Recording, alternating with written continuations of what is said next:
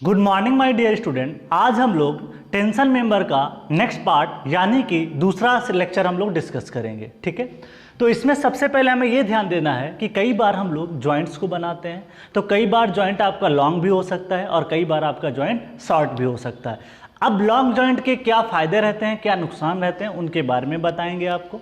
और यहाँ पे आज बहुत ही इंपॉर्टेंट चीज़ें इसके बारे में हम लोग डील करने वाले हैं। तो सबसे पहले हम देखते हैं लॉन्ग जॉइंट के बारे में। कब हम इसको लॉन्ग जॉइंट बोलेंगे, कोडल प्रोविज़न क्या दिए गए हैं कि हम इसको कब लॉन्ग जॉइंट बोल पाएंगे, कब नहीं बोल पाएंगे। तो सबसे पहले अगर हम आपको बता दें कि अगर कोई लेंथ जो उसकी ओवरलैपिंग लेंथ होती है जिसमें हम लोग कनेक्शन बनाते हैं, अगर वो लेंथ 15 टाइम नॉमिनल डाया हो जाता है तब उसे लॉन्ग आपका जॉइंट बोलते हैं। अगर यहाँ पे देख सकते हो, इफ जो ओवरलैपिंग लेंथ है L is greater than 15 time phi, that is phi यहाँ पे क्या है, दिस इज द सॉरी यहाँ पे फाई की जगह पे अगर हम लिखें दिस इज द फाई भी लिख सकते हो, कोई दिक्कत नहीं। यहाँ पे डायमीटर कर दीजिए, यहाँ पे फाई की जगह पे आप डायमीटर कर दीजिए। फाई मैंने यहाँ पे जो लिया है दिस इज द डी लिया है। ओके, ठीक है। तो अगर 15 डी से वैल्यू ज़्यादा है इस लेंथ की, अगर मैं इस डायग्राम में आपको दिखाऊं तो ये है एक प्लेट, एक है दूसरा मेंबर, इसको आपस में कनेक्ट किया गया है और यहाँ पे एक टेंसाइल फोर्स लगा दिया गया है। कौन सा फोर्स लगा दिया गया है? टेंसाइल फोर्स लगा दिया गया है। तो अगर टेंसाइल फोर्स लगाया गया है फ्रेंड्स, तो आप देखोगे कि जो ये लेंथ है, अगर ये वाली लेंथ आपकी 15 इंटू नॉमिनल डाया से ज़्यादा हो जाती है तो इसे बोलते हैं लॉन्ग जॉइंट बोलते हैं। अब हम बात करते हैं नेक्स्ट यहाँ पे कि फ्रेंड्स अब लॉन्ग जॉइंट के नुकसान और फायदे क्या होते हैं उसको थोड़ा सा देख लेते हैं। फायदा तो ज़्यादा नहीं होता है, इससे नुकसान ही होता है। अब इसके बारे में थोड़ा सा ध्यान देते हैं। नेक्स्ट कंडीशन और बात कर सकते हो कि अगर आपने वहाँ पे रिविट बोल्ट के अलावा अगर आपने वेल्ड कर रखा होगा तब के बारे में बात करते हैं। यहाँ पे मैंने वेल्ड का डायग्राम बनाया है जिसके थ्रू मैंने पेरीफेरी पे वेल्डिंग कर रखा है। ये साइड फिलेट वेल्ड है, ये साइड फिलेट वेल्ड है, this is called and fillet weld होता है। एंड का मतलब एंड पे देना होता है, फिलेट का मतलब साइड में, मतलब लोड के डायरेक्शन में अगर आपने कोई वेल्ड किया है तो उसे बोलते हैं साइड फिलेट वेल्ड। ऐसा भी एसएससी जेईई क्वेश्चन पूछा है। ओके, इसका शेयर में फेलियर होता है साइड फिलेट वेल्ड का। नेक्स्ट बात करते हैं, अगर ये length L is greater then 150 into throat thickness. Throat thickness आप जानते हो जिसको हमने इफेक्टिव थ्रोट थिकनेस बोल रखा है। अपने केस में अगर हम देखें तो वहाँ पे हमने डिनोट किया था TE is equal to throat thickness. या तो इसको इफेक्टिव बोल दो या इसको थ्रोट थिकनेस बोल दो। अगर इससे ज़्यादा रहता है तब भी इसको बोलते हैं क्या, लॉन्ग जॉइंट बोलते हैं। तो दैट इज़ इंपॉर्टेंट, आप इसको ध्यान दीजिएगा। लॉन्ग जॉइंट के केस में मैंने वहाँ पे एक फैक्टर भी यूज़ किया था, तो उसका एक फार्मूला था, this is the 1.25 minus 0.2 divide by this is the 150, this is throat thickness. ऐसे करके एक फार्मूला था, वहाँ पे हमने पढ़ा भी था। ओके, तो दिस इज द LJ, शायद यहाँ पे ये फैक्टर था LJ अपान 150 इंटू थ्रोट थिकनेस। तो ये एक फैक्टर हो जाता है जो मैंने वहाँ पे पढ़ा भी रखा है। तो वेल्ड के केस में आप ये अप्लाई कर सकते हो।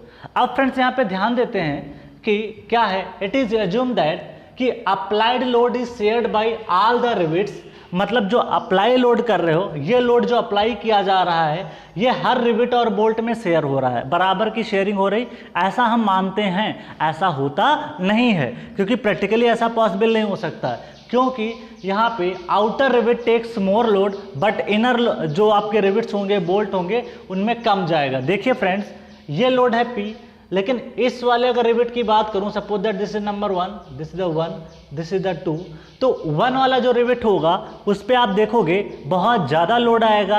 जब बहुत ज़्यादा लोड आएगा तो वहाँ पे स्ट्रेसेस भी बहुत ज़्यादा आने वाली हैं।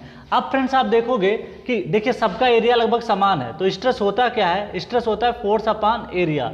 अब आपको पता है कि एरिया सबके केस में π/4 इंटू आपने क्या कर रखा है, d² कर रखा है। हर रिविट का, बोल्ट का आपने एरिया सेम कर रखा है, डायमीटर सेम कर रखा है। लेकिन अगर आप देखोगे कि ये फोर्स की वैल्यू है, इसमें ज़्यादा रहेगी, इसमें उससे कम, इसमें उससे कम। इसका मतलब है कि जो आउटर पे आपके रहेंगे रिविट और बोल्ट, उसमें ज़्यादा स्ट्रेसेस आएंगे, इसलिए इसके फेल्योर के चांस सबसे ज़्यादा रहेंगे। अब ये लॉन्ग जॉइंट करते जाओगे तो इनर बोल्ट इसके बढ़ते चले जाएंगे, इस वजह से ऐसा करते हैं। अब आप देखोगे यहाँ पे कि failure of rivet in the long joint is sequential, ये इंपॉर्टेंट है। अगर सपोज दैट कि आपके पास आपने लॉन्ग जॉइंट काफ़ी ज़्यादा बना दिया तो इसका जो फेल्योर होता है वो सिक्वेंशियल होता है। सिक्वेंशियल का मतलब ये होता है कि पहले जिसमें ज़्यादा स्ट्रेस होगी तो वो पहले ये फेल कर जाएगा। इसका मतलब है नंबर 1 रिवेट जो होगा वो पहले फेल करेगा। जब ये फेल कर जाएगा तो इसके बाद ये कोई भी स्ट्रेस नहीं ले पाएगा, कोई भी लोड नहीं ले पाएगा। ये क्या करेगा, दूसरे वाले पे ट्रांसफ़र कर देगा, भाई तू ले अपनी समस्या ले। तो ऐसा करेगा तो दूसरा वाला भी बोल्ट पे बहुत ज़्यादा स्ट्रेस आ जाएगी तो वो भी फेल कर जाएगा। जब दूसरा फेल कर जाएगा तो दूसरा कहेगा भाई मेरे से अब नहीं हो पाएगा, लोड हम नहीं ले पाएंगे, जाओ तीसरे को दे दो। तीसरे को दे दोगे तो तीसरा भी फेल कर जाएगा। तो ऐसे फेल्योर को बोलते हैं सीक्वेंशियल फेल्योर। सीक्वेंशियल फेल्योर का मतलब एक के बाद एक का फेल होना होता है। Okay, beginning with the those at the ends, starting वहां से होगी जो एकदम एंडिंग होगी और स्टार्ट करेंगे प्रोग्रेसिंग टुवार्ड्स द सेंटर, मतलब यहां से फेल्योर स्टार्ट होगा और इधर की तरफ हम बढ़ते चले जाएंगे। नेक्स्ट थिंग इस बात करें, this type of failure is termed as unbuttoning. इसको क्या बोलते हैं, अनबटनिंग। जैसे हम लोग शर्ट पहनते हैं, शर्ट में भी आपने देखा होगा बटन इस तरीके से लगी होती हैं। अगर वहाँ पे हम लोग क्या करें, अगर आप इसको आसानी से काफ़ी ज़्यादा तेज़ी से अगर खींचोगे तो यहाँ की बटन निकलती है पहले, फिर दूसरी बटन टूटती है, फिर तीसरी बटन टूटती है, फिर चौथी टूटती है, जिसे बोलते हैं अनबटनिंग फेल्योर। वो तभी होगा जब आपका जॉइंट लॉन्ग होगा। ठीक है, दिस इज कॉल्ड अनबटनिंग फेल्योर। ध्यान रखिएगा, जब लॉन्ग जॉइंट होगा तभी आपका क्या होगा, अनबटनिंग फेल्योर होगा। In case of tension, compression में ऐसा नहीं होता है। ठीक है, टेंशन की बात करें, ध्यान रखिएगा। नेक्स्ट अगर हम बात करें फ्रेंड्स तो कंडीशन याद रखिएगा। अब इसको याद करने का तरीका बताते हैं। देखिए क्या होता है, 150 ये 15 है, यहाँ पे 150 है लगभग। अब आप अगर देखो डायमीटर ज़्यादातर हम लोग कितना यूज़ करते होंगे, लगभग अप्रॉक्सीमेट मान के चलो 12 mm, 15 mm, 16 mm ऐसे यूज़ करते हैं। तो 15 × 12 करोगे लगभग 180 आसपास आएगा। यहाँ पे बात करते हैं 150। और थ्रोट थिकनेस अगर हम बात करें तो थ्रोट थिकनेस लगभग कितना लेते हो आप, थ्रोट थिकनेस 7 mm, 8 mm ऐसे ही आती है। तो लगभग आप देखोगे कि उसी रेंज में वैल्यू लाई करती है। तो आप देख सकते हो कि यहाँ पे 15 है, 150 है, यहाँ पे 15 है, बस यहाँ पे एक 0 बढ़ाना है और जहाँ डाया है वहाँ पे क्या है, थ्रोट थिकनेस है। तो याद करने में कोई दिक्कत नहीं रहेगी। ऐसा क्वेश्चन ऑब्जेक्टिव आ जाएगा कि if it is joint set to be long joint when this is the length is greater than less than, ऐसे करके ऑप्शन बनाएगा तो आप उसको आसानी से कर सकते हो। आगे हम बात करते हैं, if the length of the joint is more, efficiency of the tension member will be reduces, या बोल सकते हो लेस हो जाएगी। ऐसा क्यों होता है, आपने efficiency का फार्मूला क्या पढ़ा था, eta is equal to this is the eta is equal to b minus d divide by b into 100। ठीक है, ये मैं मान रहा हूँ इस तरीके से। सपोज दैट जिसकी विड्थ जो है वो b है, मान लेते हैं कुछ देर के लिए, दिस इज द b। तो आप देखोगे कि इसकी जो इफिशिएंसी का फार्मूला था, हमने पहले भी रिवेट कनेक्शन बोल्ट कनेक्शन में डील कर रखा है, उसका फार्मूला जो था b minus d h upon b. Okay, अब फ्रेंड्स सपोज दैट कि अगर आप लॉन्ग जॉइंट बनाते हो, सपोज दैट कि एक आपका मेंबर है, this is the gusset plate, this is the gusset plate. Practically देखते हैं क्या होता है गसेट प्लेट, इसको क्या बोलते हैं, गसेट प्लेट। अब गसेट प्लेट के साथ अगर आप उसको एडअप करोगे तो क्या होगा कि आपको लॉन्ग जॉइंट आप बना रहे हो, तो लॉन्ग जॉइंट बनाने के लिए जाहिर सी बात है आपको number of rivets and bolt की भी बहुत ज़्यादा ज़रूरत पड़ने वाली है। जब नंबर ऑफ रिवेट और बोल्ट की ज़रूरत ज़्यादा पड़ेगी तो आप क्या देखोगे कि यहाँ पे जब हम लोग एरिया लिखते हैं, टेंसाइल के केस में नेट एरिया लेते हैं, तो आप देखोगे कि यहाँ पे अगर इफिशिएंसी की बात करें तो b माइनस डी एच, जितने नंबर ऑफ रिवेट होल वहाँ से आप सब्ट्रैक्ट करोगे उतनी ही उसकी इफिशिएंसी क्या हो जाएगी, कम हो जाएगी। इसलिए कह रहा हूँ कि लॉन्ग जॉइंट बनाते समय आपको नंबर ऑफ रिवेट की ज़्यादा ज़रूरत पड़ेगी। जब नंबर ऑफ रिवेट की ज़्यादा ज़रूरत पड़ेगी तो वहाँ से आप नंबर ऑफ होल को भी ज़्यादा सब्ट्रैक्ट करोगे। जब नंबर ऑफ होल को भी ज़्यादा सब्ट्रैक्ट करोगे तो आपकी इफिशिएंसी क्या हो जाएगी, रिड्यूस हो जाएगी। इसलिए लॉन्ग जॉइंट को हम लोग प्रेफर नहीं करते हैं, इसको अवॉइड करते हैं। किसी और तरीके से इसको जोड़ सके तो हम इसको प्रेफर करेंगे। तो ये कहानी थी। अब हम लोग बात करते हैं ग्रिप लेंथ।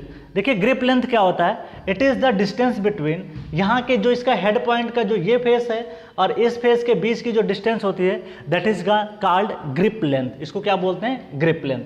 तो वो आपकी हो जाती है, this is called grip length. ये ग्रिप लेंथ आपकी 5 टाइम नॉमिनल डाया से ज़्यादा नहीं होना चाहिए। अगर इससे ज़्यादा हो जाती है तो आपकी बेंडिंग स्ट्रेसेस आना शुरू हो जाती हैं। क्यों, क्योंकि देखिए फ्रेंड्स क्या है ये फोर्स जो आपका काम कर रहा है यहाँ पे लाइन ऑफ एक्शन है, और इस फोर्स का लाइन ऑफ एक्शन आपका यहाँ पे है। तो इसके बीच में एक फ्रेंड्स एक एसेंट्रिसिटी आएगी, क्योंकि ये लैप जॉइंट है, और लैप जॉइंट में जो है आपका मूवमेंट कुछ ना कुछ आ जाएगा अगर आपने ग्रिप लेंथ को बढ़ा दिया।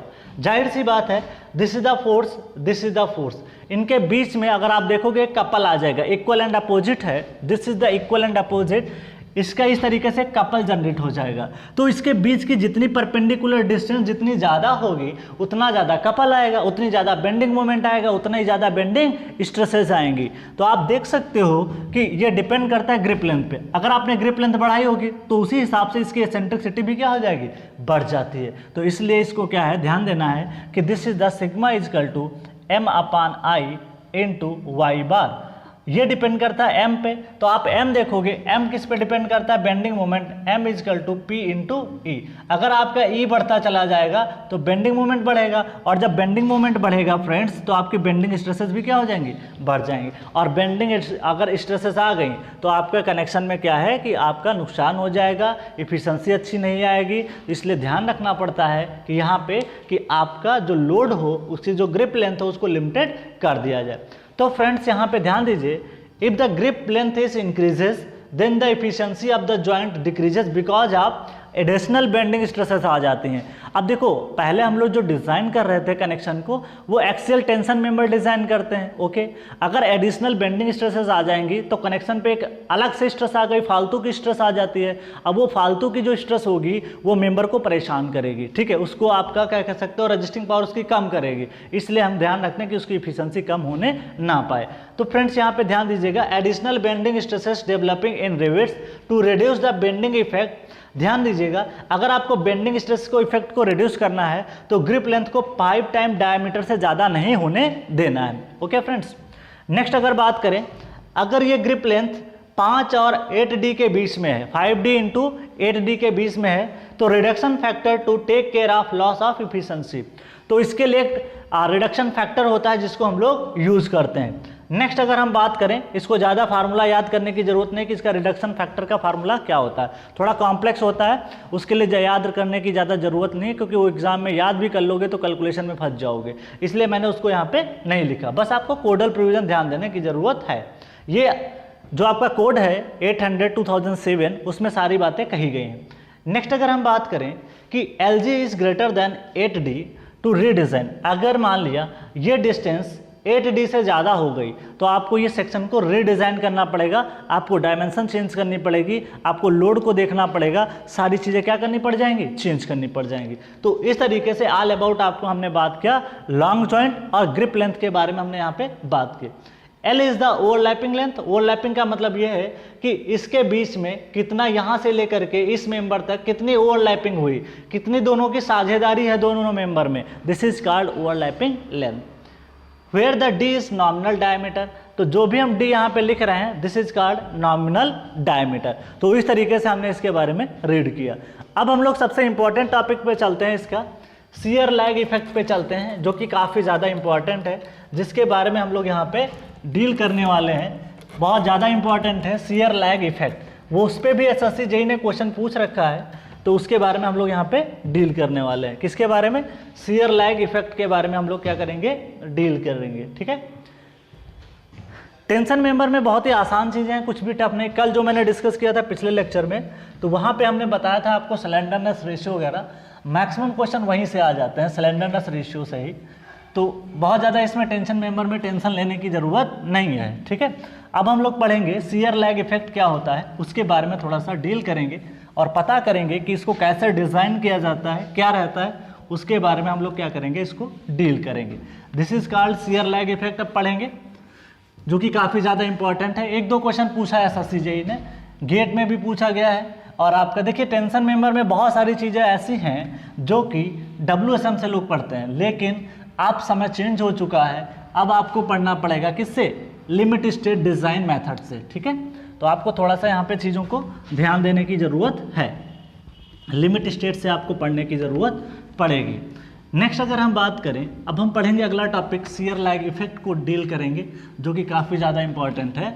और आप प्लीज़ जितना भी स्टील पढ़ चुके हो उसको एक बार रिकॉल जरूर कर लो। देखो जब रिकॉल करोगे ना तो आप देखोगे कि जो पुराने कॉन्सेप्ट है ना, फैक्टर ऑफ सेफ्टी वगैरह सब कुछ आप देखोगे, सारी चीज़ें बार बार यूज हो रही हैं। ठीक है, जब सारी चीज़ें बार बार यूज होंगी तो आप देखोगे कि उससे कि आपका फ़ायदा ये रहेगा कि आपका टाइम बचेगा और आपको रिवीजन में कॉन्सेप्ट को समझने में भी क्या रहेगी, आसानी रहेगी। ठीक है फ्रेंड्स, अब हम बात करते हैं, एक एक पॉइंट को डील करते हैं। This is important, shear lag, shear lag. ठीक है, शियर लैग इसको बोलते हैं। लैग क्यों बोलते हैं अभी बताते हैं। दिस इज लैग का मतलब होता है पिछड़ जाना, किसी एक इंसान से दूसरे का पिछड़ जाना, दैट इज कॉल्ड लैग। इसको एक सिंपल भाषा में हम इसको कह सकते हैं। इसका पहला पॉइंट है, this is the non uniform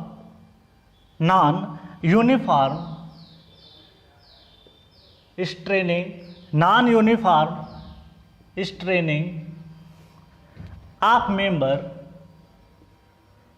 of member due to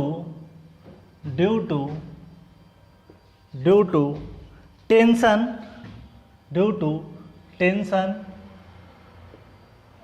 is called shear lag। क्या बोल पाओगे इसको, shear lag। ठीक है, नॉन यूनिफॉर्म अगर स्ट्रेन आती है मेंबर पे ड्यू टू टेंशन, तो उसे क्या बोलते हैं हम लोग, that is called shear lag. अब बात करते हैं इसको कैसे रिमूव किया जाए। नेक्स्ट बात करते हैं, बहुत ज़्यादा इंपॉर्टेंट है, एग्जाम में सीधे क्वेश्चन आएगा कि शियर लैग क्या होता है। शियर लैग का मतलब होता है नॉन यूनिफॉर्म स्ट्रेन का डिस्ट्रीब्यूशन, स्ट्रेस का डिस्ट्रीब्यूशन, ये सारी चीज़ें आ जाती हैं। Shear lag reduces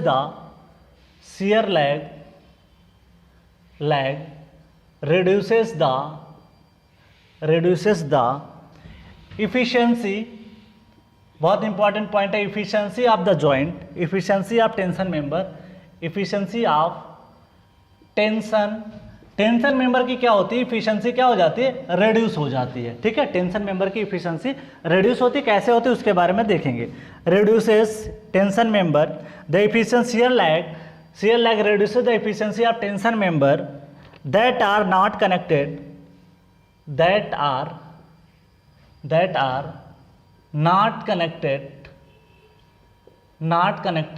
to gusset plate, not connected to gusset plate, जो गसेट प्लेट से कनेक्ट नहीं होता उसके मेंबर की रिड्यूस हो जाती है। नेक्स्ट थिंग की अगर बात करें, for reducing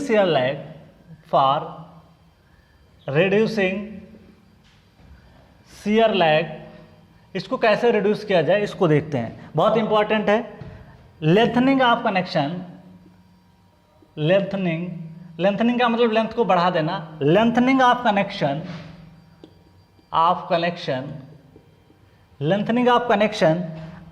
and reduction in efficiency are done,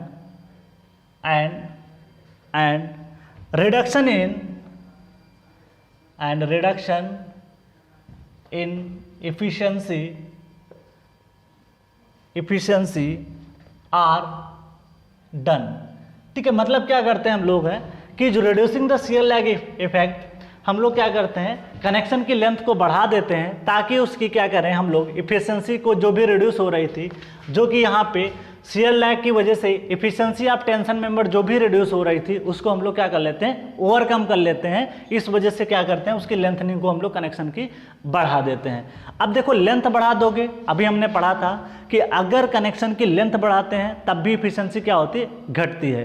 तो इसको भी ओवरकम करने के लिए हम लोग क्या करेंगे, एक पढ़ेंगे लग एंगल के बारे में डील करने वाले, उसके बारे में हम लोग डील करेंगे। अगर आपको ज़्यादातर, देखो एक खास बात और एक बता दें कि हम लोग जब टेंशन मेंबर पढ़ते हैं तो यहाँ पे सबसे ज़्यादा अगर कोई क्रॉस सेक्शन प्रेफर किया जाता है, सेक्शन प्रेफर किया जाता है, तो वो है आपका एंगल सेक्शन। ज़्यादातर केसेस में अगर आपका एसेंट्रिक लोड आता है, एंगल सेक्शन हमारे लिए इकोनॉमिकल पड़ता है, अच्छा रहता है, एफिशिएंसी अच्छी आती है, इसलिए हम लोग इसको यूज़ करते हैं। ठीक है, तो इस चीज़ को थोड़ा सा ध्यान देना है आपको। ओके, नेक्स्ट है, अगर हम समझें, the effect of shear lag exist at connection level only. This is the important. The effect of shear lag, exists at connection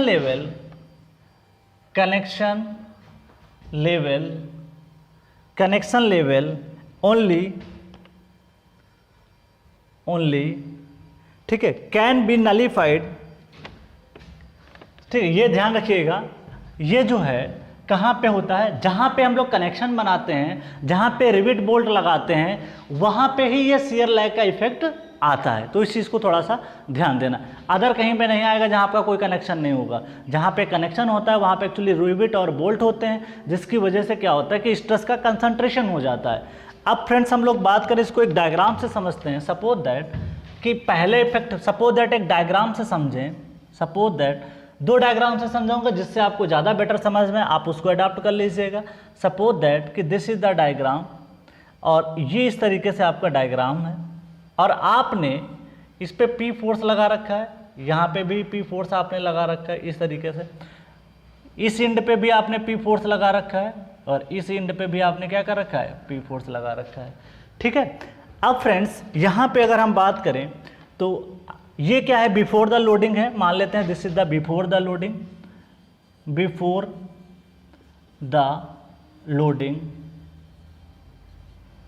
और एक डायग्राम और मैं बनाता हूं, suppose that this is the diagram, okay, this is the diagram, ये है diagram, ये है आफ्टर लोडिंग, ये क्या है, पी लोड ये लगा हुआ है, this is the P load. ठीक है, this is the P load. इससे सबसे अच्छा एग्जाम्पल है, समझ सकते हो, नहीं तो एक और एग्जाम्पल लेंगे जिससे आपको ज़्यादा बेटर में समझ में आ जाए। This is non uniform strain, non uniform strain. जब नॉन यूनिफॉर्म स्ट्रेन रहेगा तो स्ट्रेस का जो डिस्ट्रीब्यूशन है वो भी क्या हो जाएगा, नॉन यूनिफॉर्म। तो ये फ्रेंड जो है आफ्टर लोडिंग है, ये डायग्राम कब है, आफ्टर लोडिंग है। इसको और समझना है तो देखिए फ्रेंड्स, सपोज दैट कि यहाँ पे एक मैंने ब्लॉक बना दिया, this is the block, this. जब आप देखोगे इसके एंड पे P फोर्स आ रहा है तो इधर भी ज़्यादा खिंचाव होगा, जाहिर सी बात है। तो इसका जो डायग्राम बन जाएगा आफ्टर लोडिंग, तो आप देखोगे कुछ इस तरीके से लोड आपका इस तरीके से आएगा। क्यों? क्योंकि देखिए क्या है, P लोड यहाँ पे ज़्यादा इंटेंसिटी है लेकिन बीच में उसका इफेक्ट कम आएगा, क्योंकि यहाँ पे फोर्स आपने लगा रखा है, जहाँ पे फोर्स ज़्यादा लगेगा वहीं पे लेंथ में ज़्यादा चेंज होगा, वहीं पे स्ट्रेन ज़्यादा आएगी, वहीं पे स्ट्रेस भी ज़्यादा आएगी। तो आप देख सकते हो इस मेंबर को आफ्टर द लोडिंग यहाँ पे लेंथ बढ़ जाएगी और यहाँ पे लेंथ थोड़ा कम रहेगी, क्योंकि यहाँ पे जो डिस्ट्रीब्यूशन मैंने बनाया, स्ट्रेन का डिस्ट्रीब्यूशन बनाया, वो आपका क्या है, कम है, क्योंकि लोड कहाँ लग रहा है, एंड पे लग रहा है। इसका मतलब स्ट्रेन स्ट्रेस सब कुछ कहाँ पे ज़्यादा होगा, एंड पे ज़्यादा होगा। तो जो भी इसका स्ट्रक्चर, जो भी मॉलिक्यूल इस फोर्स के पड़ोस होगा, जो भी फेस इस फोर्स के पड़ोस में होगा, उसमें इलॉन्गेशन ज़्यादा होगा as compare to this face. इस चीज़ को थोड़ा सा ध्यान देना है, ओके फ्रेंड्स। तो increase in length reducing the efficiency, अगर आप इसकी लेंथ बढ़ा देते हो जिसकी वजह से क्या होता है, इसकी इफिशिएंसी क्या हो जाती है, रिड्यूस। अब फ्रेंड्स हम बात करते हैं यहाँ पे कुछ और इम्पॉर्टेंट बात जिसके बारे में हमको यहाँ पे डील करना है। ठीक है, अगर इसी चीज़ को एक और डायग्राम से समझें थोड़ा सा, तो हो सकता है आपको समझ में ज़्यादा आ जाए। सपोज दैट कि एक ये प्लेट है, this is the plate, this is the plate, ये गसेट प्लेट मान लेते हैं। ठीक है, डायग्राम से समझोगे तो हो सकता है आपको ज़्यादा समझ में आ जाए। एक रफ डायग्राम से मैं बता रहा हूँ तो आपको हो सकता है बेटर तरीके से समझ में आ जाए। ठीक है, यहाँ पे हम लोग क्या कर रहे हैं, एक एंगल सेक्शन के थ्रू इसको एडअप करेंगे। सपोज दैट कि this is the angle section, इस तरीके से हमने क्या कर रखा है, this is the angle section. इसको आप क्या कर सकते हो, आगे बढ़ा सकते हो इस तरीके से। ठीक है friends, this is the angle section, okay. अब आप क्या कर सकते हो, इस एंगल सेक्शन को फर्दर हमने आगे बढ़ाया, इसका एक फेस हमने इस तरीके से बढ़ाया, okay. This is the gusset plate, this is the connected leg. इसको मैं जो बात कर रहा हूं, this is called connected leg, इसको बोलते हैं, this is called outstanding leg. ध्यान दीजिएगा, अभी इसका सबका यूज होने वाला है, आउटस्टैंडिंग लेग। ये क्या है, एंगल सेक्शन है। और this is called gusset plate, this is called gusset plate. Gusset plate का काम क्या होता है, मेंबर को कनेक्ट करना, गसेट प्लेट। ये हो गई आपकी गसेट प्लेट। अब फ्रेंड्स अगर हम देखें यहाँ पे आपको जब कनेक्शन बनाना होगा तो आप क्या करोगे, बहुत सारे रिविट या बोल्ट का क्या करोगे, यूज करोगे, जाहिर सी बात है भाई। अब फ्रेंड्स यहाँ पे हम एक डायग्राम के थ्रू और समझते हैं। सपोज दैट कि आपका एंगल सेक्शन कुछ इस तरीके से था। Suppose that this is the angle section, ठीक है, this is the angle section. अगर हम बात करें तो कुछ इस तरीके से आएगा, this is the angle section, इस तरीके, ठीक है। इसी का पार्ट मैंने आगे जा करके बना दिया। अब फ्रेंड्स यहाँ पे मैं अगर स्ट्रेस डिस्ट्रीब्यूशन की बात करूँ तो suppose that this is the stress distribution, suppose that कि दिस इज द स्ट्रेस का डिस्ट्रीब्यूशन, इस तरीके से। टेंसाइल है तो टेंसाइल की तरह यहाँ पे दिखाइए, इधर की साइड में फोर्स लगा हुआ है, दिस द एफ फोर्स लगा हुआ है, एफ मान लो, पी मान लो, कुछ भी मान सकते हो, ठीक है। कोशिश ये करते हैं कि जो भी सेक्शन हो उसके सीजी से पास करे। अगर इधर उधर पास कर गया तो एसेंट्रिसिटी जनरेट हो जाती है, जिसकी वजह से बेंडिंग आएगा। अगर बेंडिंग आया तो बेंडिंग स्ट्रेसेस आ जाते हैं। अब फ्रेंड्स एक बात यहाँ पे ये समझना ज़रूरी है कि यहाँ पे स्ट्रेस किस तरीके से आ रही हैं उसके बारे में थोड़ा सा डील। ये स्ट्रेस का डिस्ट्रीब्यूशन है जो कि हम मान रहे हैं यहाँ पे यूनिफॉर्म है। अब फ्रेंड्स सबसे इंपॉर्टेंट बात यहाँ पे ये है, एक तो मैंने ये बताया कि लोड जिसके पड़ोस होता है उसकी वजह से बताया। आप दूसरी बात समझिएगा, यहाँ पे बहुत इंपॉर्टेंट है, शियर लैग का मतलब क्या होता है, आपको बहुत ही इस डायग्राम से समझ में आने वाला है। फ्रेंड्स आप बताइए, ये एंगल सेक्शन है, इसका ये क्या है, कनेक्टेड लेग है, ये क्या है, आउटस्टैंडिंग लेग है, क्या है, आउटस्टैंडिंग लेग है।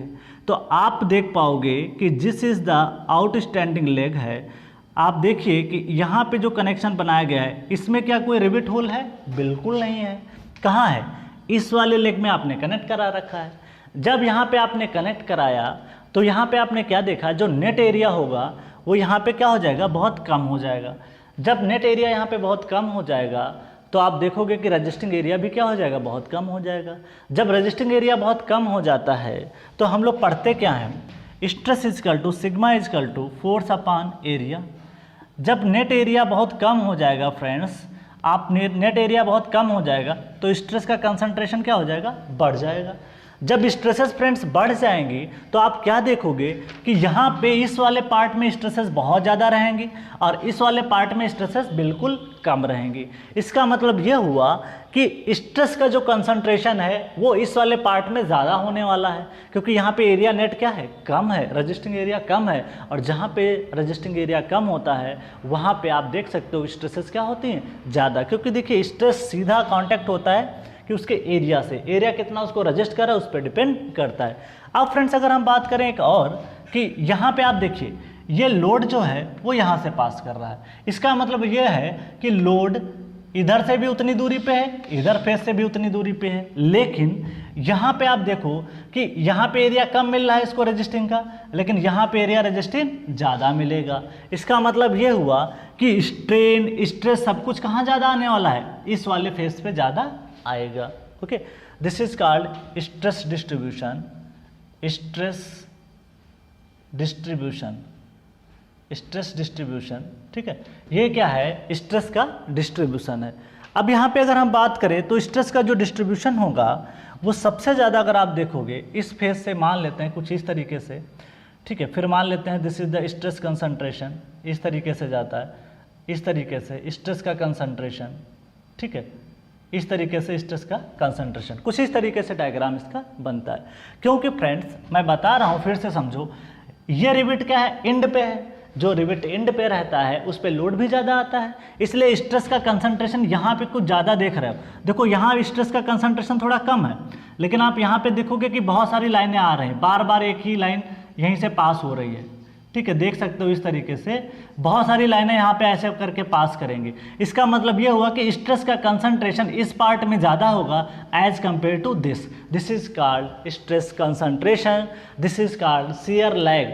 शियर लैग का मतलब होता है कि कहीं पे स्ट्रेसेस ज़्यादा, कहीं पे स्ट्रेसेस कम, जहाँ पे ज़्यादा और कम का जो डिफरेंस होता है this is called shear lag. बहुत ही सिंपल तरीके से मैंने बताया, डायग्राम को भी समझाया। ऐसे क्वेश्चन अगर आते हैं इसको आप डील कर सकते हो। तो शियर लैग का मतलब समझ गए होंगे कि this is the non uniform straining of the member due to tension is called shear lag.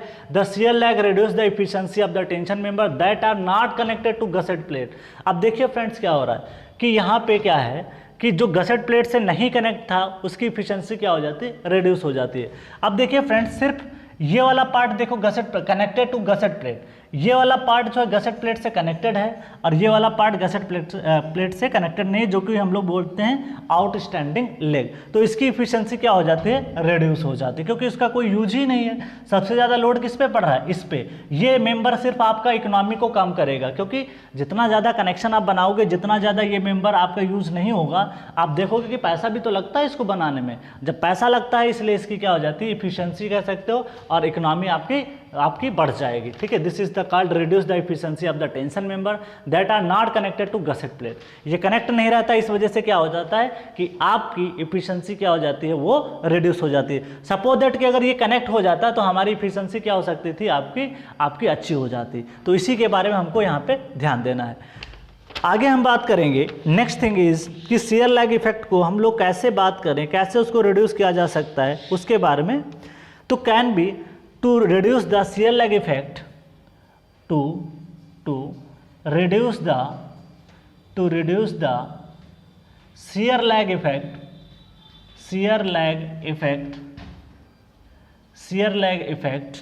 to reduce the shear lag effect using लग एंगल। अब ये लग एंगल क्या होता है उसके बारे में डील करते हैं। लग एंगल बहुत इंपॉर्टेंट है, पूछ लेगा कि लग एंगल का यूज क्यों करते हो। लग एंगल का यूज इसलिए करते हैं जब किसी एंगल सेक्शन में हमको शियर लैग को इफेक्ट को कम करना होता है, तब हम लोग इसका यूज करते हैं। देखिए शियर लैग का इफेक्ट दो तरीके से रिड्यूस किया जा सकता था। या तो आप क्या करो, जो भी जॉइंट कनेक्शन बना रहे हो उसकी लेंथ बढ़ा दो, लेकिन जैसे भैया लेंथ आप बढ़ाओगे तो आप देख रहे हो नीचे गसेट प्लेट है, ऊपर मेंबर है। अगर गसेट प्लेट की लंबाई ज़्यादा हो जाएगी फ्रेंड्स, जब गसेट प्लेट की लंबाई ज़्यादा हो जाएगी फ्रेंड्स, अगर आप देखोगे सपोज दैट गसेट प्लेट की लंबाई जब ज़्यादा आप कर दोगे तो उससे क्या फ़र्क पड़ेगा, गसेट प्लेट की लंबाई बढ़ाने से आपकी इकोनॉमी क्या हो जाएगी, बढ़ जाएगी। मतलब सॉरी इकोनॉमी नहीं, मतलब पैसा ज़्यादा लगेगा तो आप देखोगे कि वो स्ट्रक्चर आपका अनइकोनॉमिकल हो जाएगा। तो इसलिए हमको ध्यान देना पड़ता है कि लेंथ भैया ज़्यादा बढ़ाने से नुकसान होता है, इस वजह से लेंथ ना बढ़े तो हम लोग यूज करते हैं लग एंगल यूज करते हैं। अब ये लग एंगल क्या होता है उसके बारे में हम लोग अभी डील करेंगे। ओके फ्रेंड्स, तो अगला हमारा टॉपिक रहेगा उसके बारे में हम लोग डील करने वाले हैं। This is called lug angle. अब देखिए ये जो इफेक्ट है यहाँ पे जो हम लोग करेंगे, इसकी डिज़ाइनिंग बाद में करेंगे। अभी हम लोग थ्योरेटिकल डील कर रहे हैं, जो कि सबसे ज़्यादा पूछा जाता है। इसकी डिज़ाइनिंग एसएससी जेईई में नहीं पूछी जाती है, अभी तक ईएस में भी नहीं पूछा है, अभी तक गेट में भी नहीं पूछा है। जो इसका क्वेश्चंस आता है उसको हम लोग मेंस में डील करते ज़्यादातर हैं। हाँ, फार्मूला हम लोग डील करेंगे, उसके बारे में भी बता देंगे, लेकिन उसके क्वेश्चन लगाने का अभी कोई फ़ायदा नहीं है। नेक्स्ट हम बात करते हैं फ्रेंड्स कि आगे कैसे लग एंगल यूज़ करें, लग एंगल के बारे में डील करने वाले हैं। तो that is next topic is लग एंगल के बारे में यहाँ पे पता करते हैं, और लग एंगल के बारे में क्या प्रॉपर्टी हो सकते हैं उनके बारे में हम लोग डील करते हैं, उसका डायग्राम बनाएंगे। ये तो शियर लैग इफेक्ट था, ये तो आपको समझ में आ गया होगा भाई। वही बात कि एक इंसान ज़्यादा खींच जा रहा है, एक इंसान कम खींच रहा है, तो this is called shear lag effect. ठीक है, तो this is called shear lag effect. बहुत सिंपल है, समझ सकते हो आसानी से भी। ठीक है, this is called shear lag effect. अब हम लोग चलते हैं, नेक्स्ट टॉपिक हमारा है लग एंगल के बारे में डील करते हैं, क्योंकि उससे भी रिलेटेड चीज़ें पूछी गई हैं। तो अब हम बात करेंगे लग एंगल से रिलेटेड कुछ चीज़ें जो कि इम्पॉर्टेंट हैं, उनके बारे में हम लोग यहाँ पे डील करेंगे। डायग्राम से भी समझेंगे और उसके कॉन्सेप्ट को भी देखेंगे कि कैसा होता है, देखने में कैसा लगता है, 2 डायमेंशनल स्ट्रक्चर कैसा होता है, 3 डायमेंशनल स्ट्रक्चर दिखाई कैसे पड़ता है। तो लग एंगल के बारे में हम लोग यहाँ पे पढ़ेंगे। ओके फ्रेंड्स, तो नेक्स्ट टॉपिक है हमारा लग एंगल के बारे में डील करेंगे, उसकी प्रॉपर्टीज़ के बारे में डील करेंगे, कैसे यूज़ होता है, क्या इफेक्ट आता है, क्या हम लेंथ की जॉइंट मतलब जो लेंथ आप कनेक्शन है वो बढ़ा देता फ़ायदा होगा, देखिए लेंथ ऑफ कनेक्शन बढ़ाने से जो आपकी इफिशिएंसी रिड्यूस होगी। क्यों? क्योंकि आपको नंबर ऑफ रिविट्स की भी ज़्यादा ज़रूरत पड़ेगी।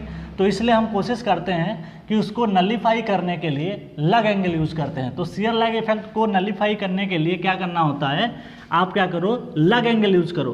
देखो लग एंगल यूज करने से फायदा ये होगा कि कनेक्शन की लेंथ भी कम हो जाएगी, और जब कनेक्शन की लेंथ कम हो जाएगी तो आपका पैसा भी कम लगेगा। तो बहुत सारे फायदे होते हैं, उसको हमको यहाँ पे डील करना है। सीधे एग्जाम में क्वेश्चन आया है कि लग एंगल का फायदा क्या होता है, तो वो कनेक्शन का क्या करता है, लेंथ को रिड्यूस करता है। और आप देख सकते हो कैसे वो रिड्यूस करता है, उसके बारे में हम लोग यहाँ पे देखते हैं।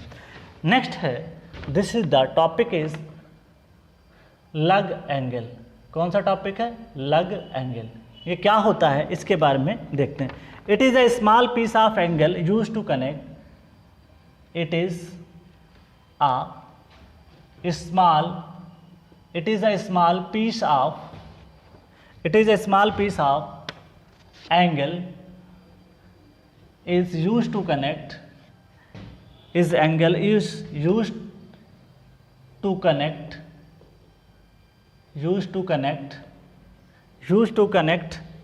the out stand leg. अभी मैंने बताया था आउट स्टैंड लेग क्या होता है, उसके बारे में हम डील कर चुके हैं। आउट स्टैंड लेग आपको मैंने पहले भी बता चुका हूं कि जो डायग्राम बना था, एक को कनेक्ट कराया था, एक को कनेक्ट नहीं कराया था। तो out stand leg of the structural member of the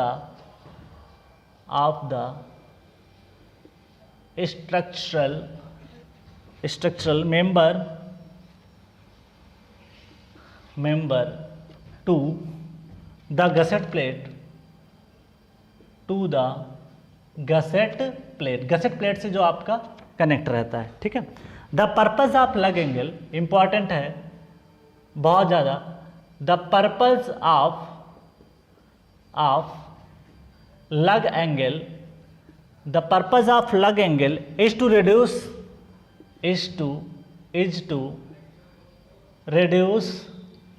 reduce the length of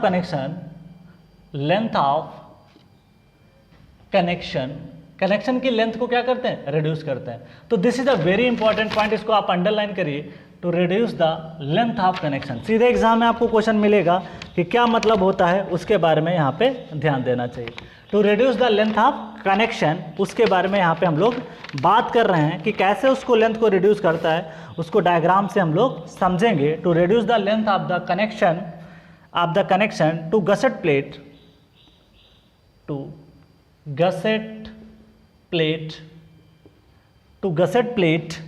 and reduce the shear lag effect। Lag का मतलब होता है पिछड़ जाना, एक इंसान ज़्यादा जा रहा है आगे, एक में ज़्यादा स्ट्रेन आ रहा है, एक में कम आ रहे, this is called shear lag effect। Okay, shear lag effect को क्या करता है, रिड्यूस करना है। तो ये भी इंपॉर्टेंट टॉपिक है, क्या, shear lag के इफेक्ट को रिड्यूस करता है। तो ये पॉइंट थोड़ा सा इंपॉर्टेंट है, ठीक है। नेक्स्ट बात करें, shear lag effect is reduced by increasing the length of connection। Next बात है तीसरा point, this is the shear lag effect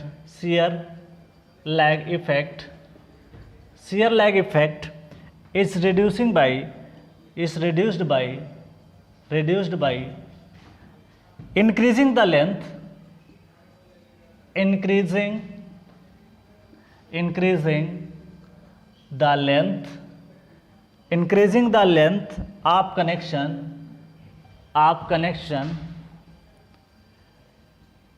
of connection increasing the length of connection and providing by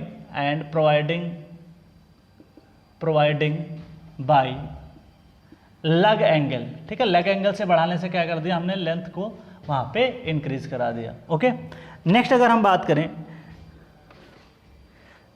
fourth बात कर रहे हैं, that is if lug angle are used the efficiency of tension member efficiency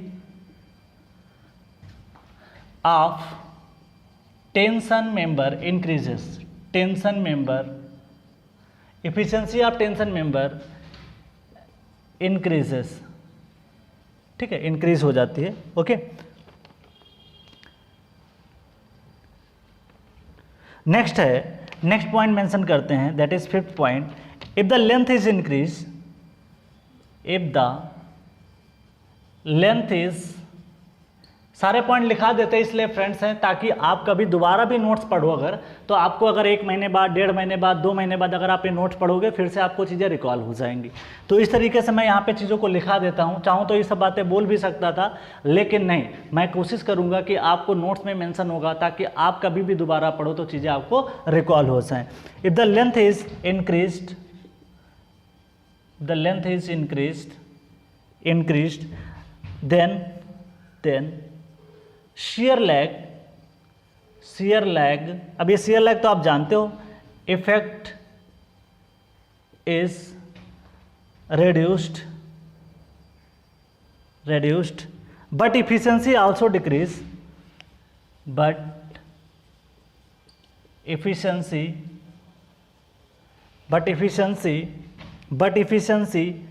is also decreased,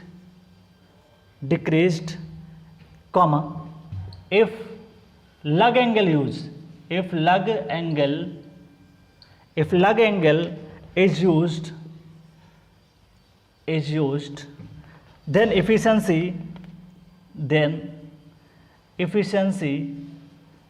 efficiency is increased,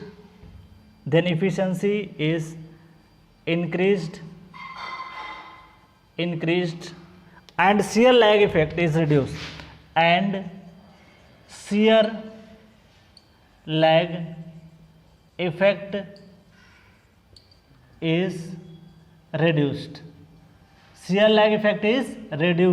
ठीक है। देखो friends, यहाँ पे मैं ये बताना चाहता हूँ, आप चाहो तो लेंथ कनेक्शन की बढ़ा सकते हो। ध्यान दीजिएगा, if the length is increase then the shear lag effect is reduce. जो शियर लैग इफेक्ट है वो तो आप रिड्यूस कर सकते थे। ध्यान दीजिएगा कि अगर मैं कनेक्शन की लेंथ बढ़ा दूं तो शियर लैग इफेक्ट तो आप रिड्यूस कर सकते हो, लेकिन but efficiency is reduce. Efficiency क्यों रिड्यूस हो रही है पता है आपको? क्योंकि जब आप लेंथ ज़्यादा बनाओगे तो गसेट प्लेट के साथ कनेक्शन भी बनाना पड़ेगा, और कनेक्शन बनाने के लिए रिविट या बोल्ट की ज़रूरत पड़ती है। जब रिविट और बोल्ट की ज़रूरत पड़ेगी तो आप देखोगे कि नेट एरिया क्या हो जाएगा, कम हो जाएगा, जिसकी वजह से इफिशिएंसी क्या हो जाती है, कम हो जाती है। इस वजह से ये बात बोलना चाहते हैं। शियर लैग इफेक्ट को तो आप रिड्यूस कर सकते हो, कोई बात नहीं, चलो ठीक है, लेकिन आपकी कनेक्शन की लेंथ भी ना बढ़े और शियर लैग इफेक्ट भी आपका ना बढ़े। दोनों के लिए सबसे बेस्ट तरीका क्या है, लग एंगल को यूज करना है। तो उसके बारे में हम लोग यहाँ पे डील करने वाले हैं। Next thing is this is the, अगर हम बात करें अगला जो टॉपिक है उसके बारे में हम लोग इसको डायग्राम के माध्यम से समझते हैं।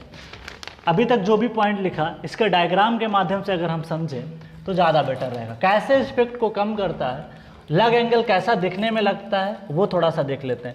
होता एक तरीके का है क्या, एंगल सेक्शन ही होता है, लेकिन उसको थोड़ा सा देखने में 3D डायग्राम में कैसा दिखता है, 2D डायग्राम में कैसा दिखता है, उसके बारे में हम लोग यहाँ पे डील करेंगे। ठीक है, तो ये बात हमको थोड़ा सा पता होनी चाहिए कि क्या होता है उसका इफेक्ट। ठीक है फ्रेंड्स, तो डायग्राम को देखेंगे, समझेंगे क्या होता है, तब आगे हम लोग बढ़ेंगे। ठीक है, तो ये लग एंगल की कहानी है, उसके बारे में हम लोग यहाँ पे डील कर रहे हैं। तो that is a very important. बाकी सब इसके टेंशन मेंबर के जो छोटे छोटे क्वेश्चन हैं, जैसे इसकी परमिसिबल स्ट्रेस कितनी होती है, आपने पढ़ा था ना, टेंशन मेंबर और कंप्रेशन मेंबर। डायरेक्ट टेंशन होता है तो 0.6 इंटू FY हम लोग पढ़ते हैं परमिसिबल स्ट्रेस। ये सब छोटे छोटे क्वेश्चन मैं पहले भी बता चुका हूँ। यहाँ पे देखिए, अब क्वेश्चन जो आपका आएगा वो आपका आने वाला है किससे, LSM से आएगा। तो पुराने क्वेश्चन आप भूल जाइए कि जो क्वेश्चन आते थे पहले टेंशन मेंबर के, वो क्वेश्चन अब ज़्यादा नहीं आएंगे। अब जो भी क्वेश्चन आएगा वो आपका LSM से पूछा जाएगा। ठीक है, तो इसलिए थोड़ा सा आपको ध्यान देना है। मेंस में क्वेश्चन अब आपको वर्किंग मेथड से छोड़ देना चाहिए। ज़्यादातर क्वेश्चन प्रैक्टिस अगर आपको करना है तो आप LSM से ही करिए। ठीक है, तो आपको एग्ज़ाम के रिक्वायरमेंट के अकॉर्डिंग आपको प्रैक्टिस करनी चाहिए। ठीक है, अब हम लोग बात करेंगे यहाँ पे डायग्राम की कि कैसे इसको हम लोग यहाँ पे डील करें। तो friends, this is the all about, suppose that this is the plate, this is the plate. ठीक है friends, this is the plate, this plate अगर यूज़ कर रहे हो तो आप देखोगे इस कनेक्शन को अगर मैं इस तरीके से बढ़ाऊँ, ठीक है, इस तरीके से प्लेट है, आप इसको भी बढ़ा सकते हो, ठीक है, इस तरीके से प्लेट बढ़ाई गई है इस तरीके से, ठीक है फ्रेंड्स। अब इसमें जो कनेक्शन बनाया गया है उसको थोड़ा सा हम लोग यहाँ पे देखते हैं। सपोज दैट कि आपने क्या किया, यहाँ पे एंगल सेक्शन को क्या किया, यूज़ किया। चलो भाई एंगल सेक्शन को हम लोग क्या कर लेते हैं, यहाँ पे बना लेते हैं, ठीक है, this is the angle section. फिर आपने क्या किया, this is the angle section आपने बनाया और इसको यहाँ से लेकर के आपने कनेक्ट करा दिया। ये एंगल सेक्शन आपका आगे की तरफ भी जाएगा इस तरीके से, ठीक है, इस तरीके से आप आगे इसको बढ़ा सकते हो, ठीक है, ठीक है, इस तरीके से आपने क्या कर दिया, बढ़ा दिया। ये प्लेट है नीचे की, क्या है, this is called gusset plate, इसको मैं नाम दे देता हूँ, this is called gusset plate, ठीक है फ्रेंड्स। एंगल सेक्शन है। नेक्स्ट अगर हम बात करें, यहाँ पे आप एक लाइन में इस तरीके से आपने क्या कर दिया, चीज़ों को कनेक्ट करा दिया, ठीक है। इस लाइन को थोड़ा सा आप इस तरीके से आप इसको बना सकते हो। ये तो पुरानी कहानी है जो हम अभी तक पढ़ते आ रहे हैं, ठीक है, जो भी अभी तक हमने पढ़ा था उसी के बारे में अभी हमने क्या किया, डील किया। अब फ्रेंड्स जो कहानी आपकी आने वाली है वो लग एंगल की है। लग एंगल कुछ भी नहीं होता है कि एक तरीके का ये एंगल सेक्शन ही होता है, लेकिन कुछ पार्ट में हम लोग इसको जोड़ते हैं। तो फ्रेंड्स इसके साथ जो जोड़ा हुआ पार्ट होगा, सपोज दैट कि this is the part of angle section, suppose that हो सकता है कि इसी लेंथ का हो सकता है कुछ इससे ज़्यादा कम हो भी हो सकता है, डिपेंड करता है। Suppose that this is the section, इस तरीके से आपने क्या कर दिया, इसको कनेक्ट करा दिया, ठीक है। पीछे से आके क्या कर दिया, आपने कनेक्ट करा दिया, ओके। यहाँ पे आप हो सकता है कनेक्शन में 1 2 3 इस तरीके से आप इसको लगा सकते हो, ठीक है। ये 3 डायमेंशनल है, this is the 3D diagram, 3D diagram जिसको आप देख सकते हो। देखो जब तक ये डायग्राम आपको नहीं पता होगा तब आपको फील ही नहीं आएगा, समझ में नहीं आएगा अच्छे से। तो ये 3D डायग्राम से अगर आप समझोगे तो ज़्यादा बेटर रहेगा।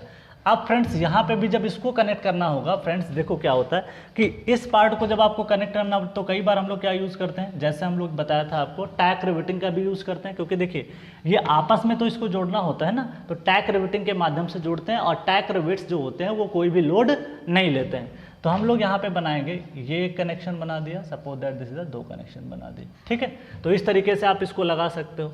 दूसरी बात कि यहाँ पे अगर आप देखोगे इसका जो भी फेस होगा उसका कनेक्शन अगर आप बनाओगे तो सपोज दैट कि मैंने प्लेट को यहाँ तक बनाया, suppose that this the plate, आगे तक नहीं ले गया और इस प्लेट को मैंने क्या किया, यहाँ तक इसको जोड़ दिया, ठीक है। इस तरीके से प्लेट का मेंबर है।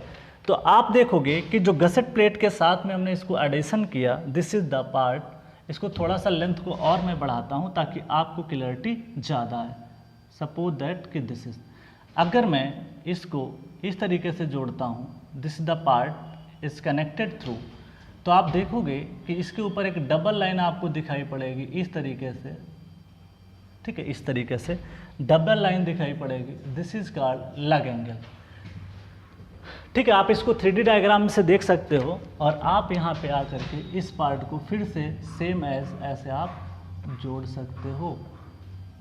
ये तो वैसे ही रहने वाला, लोड आपने लगा रखा है P, क्लियर, ठीक है। इस तरीके से आपने इसको क्या कर दिया, बना दिया, okay. This is the load, आप देखोगे this is the tensile force, तो आप इसी तरीके से P लोड आप लगा दोगे, ठीक। तो आगे का अगर हम पार्ट बात करें, यहाँ पे जो डायग्राम है तो आप क्या देखोगे कि 2 एंगल सेक्शन बनाए गए हैं।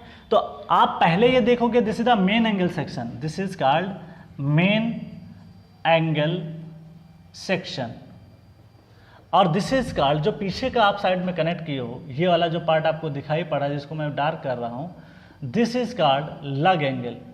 लग एंगल इसको लिख सकते हो to reduce shear lag effect, shear lag effect. इस बात को थोड़ा सा ध्यान देना, कैसे रिड्यूस हुआ होगा। देखो भाई, पहले ये जो लोड था उसकी शेयरिंग बहुत ज़्यादा, इसकी वजह से यहाँ पे स्ट्रेस का कंसंट्रेशन आ रहा था। लेकिन आपने क्या किया, पीछे से एक एंगल सेक्शन और जोड़ दिया।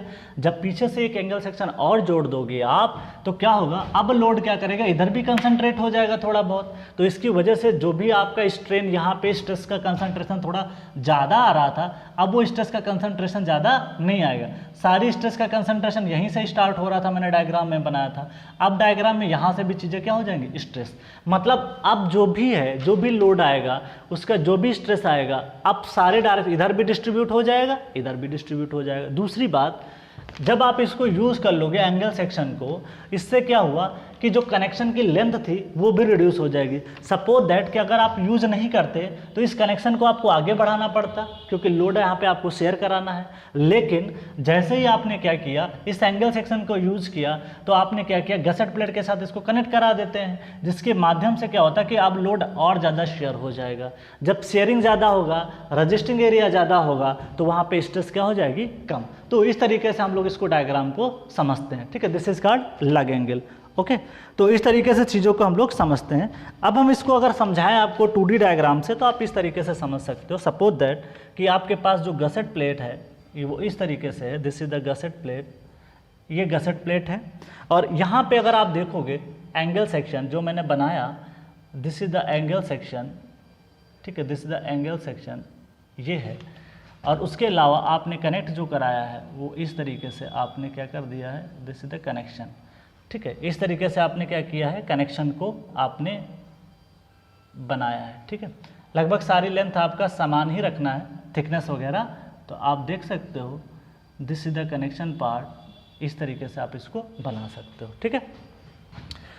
बार बार डायग्राम में वहाँ पे देख सकते हो कि सेम चीज़ है और इसको आपने क्या कर दिया, बना दिया, ठीक है। तो इसी तरीके से आपने एंगल सेक्शन को बनाया। उसके अलावा अगर आप देखोगे तो ये आपने क्या लगाया, रिविट बोल्ट लगाया, जो भी लगाया, दिस इज द रिविट और बोल्ट कुछ भी हो सकता है। यहाँ पे आपने कनेक्शन कराया, ठीक है, this is the connection part, this is the connection part. इस तरीके से आप इसको देख सकते हो। This is the main angle, this is the called main angle, main angle. This is the called gusset plate, gusset plate, ठीक है। This is called lug angle, this is called lug angle. तो friend देखिए क्या diagram से आपको अब समझ में आ गया होगा चीज़ें कैसे बनती हैं। तो 3D डायग्राम बेटर होता है हमारे लिए थोड़ा सा समझना। ये जो आपको दिखाया जा रहा है ना, जब मैं इधर से देखूंगा ना, इधर सामने से इधर से, तो आपको ये डायग्राम दिखाई पड़ेगा, ओके। लेकिन अगर आप इसको 3D देखोगे तो आपको ये वाला डायग्राम दिखाई पड़ेगा, ठीक है। तो आपको थोड़ा सा यहाँ पे चीज़ों को ध्यान देना चाहिए। और कई बार आपको डायग्राम ऐसे भी दिखाई पड़ेगा, हो सकता है कि आपको डायग्राम ऐसे दिखाई पड़े, ऐसे भी डायग्राम आपको दिखाई पड़ सकता है। ये लोड दिखाई पड़ता है P और आप कनेक्शन ऐसे भी देख सकते हो, तो आपको डायग्राम ऐसे भी दिखाया जा सकता है। तो आप देख सकते हो कि डायग्राम किसी भी प्रकार से दिखाया जा सकता है, बस आपको समझना जरूरी है कि this is the 3D diagram, this is the 2D diagram, this is the also the 2D diagram. इसमें एक ही डायमेंशन आपका 2 दिखाई पड़ता है। तो आप सामने से जैसे इसको देख रहे हो तो आपको क्या दिखाई पड़ता है पता है, आपको ये वाला डायग्राम दिखाई पड़ता है, P लोड आपको दिखाई पड़ता है। और सामने से अगर आप देखते हो तो ये वाली जो डबल लाइन है ना, ये जो यहाँ पे मैं बनाया था, इसको थोड़ा चाहो तो आप और डार्क कर सकते हो, कोई दिक्कत नहीं है। इसको डायग्राम को अगर आप चाहो तो थोड़ा सा डायग्राम में थिकनेस इसकी बढ़ा सकते हो, ठीक है। तो ये वाली जो लाइन है ना पट्टी, डबल पट्टी, ये डबल पट्टी आपको यहाँ दिखाई पड़ रही है। ये सारे कनेक्शन के पार्ट आपको दिखाई पड़ते हैं, ठीक है। ये लोड मैंने बीच में बना है, ये लोड आपको यहाँ पे दिखाई पड़ता है। तो ये एंगल सेक्शन की कहानी होती है। कभी डायग्राम आए तो आप 3D से समझ सकते हो। तो ये कहानी पूरी हमने इसके बारे में बताया। अब हम लोग चलते हैं स्प्लाइस के बारे में पढ़ते हैं। आगे का इंपॉर्टेंट टॉपिक है स्प्लाइस, देख लेते हैं, क्योंकि इस पे देखो SSC JEE ने क्वेश्चन पूछ रखा है, इसलिए हम लोग डील करेंगे। तो इससे क्या हुआ, शेयर लैग इफेक्ट और कनेक्शन की लेंथ क्या हो जाती है, रिड्यूस हो जाती है। That is a very important. अब हम लोग आगे बढ़ते हैं। एक इंपॉर्टेंट टॉपिक है that is related with splice. Splice क्या होता है, स्प्लाइस आप हर जगह पढ़ते हो, कॉलम में भी पढ़ते हो, कॉलम में भी डील करेंगे हम लोग। लेकिन अभी यहाँ टेंशन मेंबर में जो आया उसको थोड़ा सा बता देता हूँ ताकि आपके क्वेश्चंस निकल जाए, ठीक है फ्रेंड्स। तो सबसे पहले अगर हम बात करें तो यहाँ पे हम डील करेंगे किसके बारे में, स्प्लाइस के बारे में डील करने वाले हैं। क्योंकि देखिए स्प्लाइस का एक क्वेश्चन आया हुआ है, मैंने पेपर पूरा एनालिसिस करके ही पढ़ाते हैं हम लोग, कि आपका कोई भी क्वेश्चन इधर उधर ना हो। तो स्प्लाइस के बारे में हम लोग यहाँ पे डील करेंगे। किसके बारे में, स्प्लाइस के बारे में डील करने वाले हैं। तो that is a very important, उसके बारे में हम लोग यहाँ पे चेक करेंगे। ठीक है। Splice, that is a very important topic.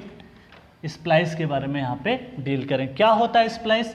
देखिए स्प्लाइस का काम क्या होता है कि एक मेंबर जैसे दूसरा मेंबर से जब लोड ट्रांसफ़र करता है तो हम लोग बीच में क्या करते हैं, किसी मेंबर को या किसी पार्ट के द्वारा उसको अगर लोड को ट्रांसफ़र कराते हैं, दैट इज़ कॉल्ड स्प्लाइस। ठीक है।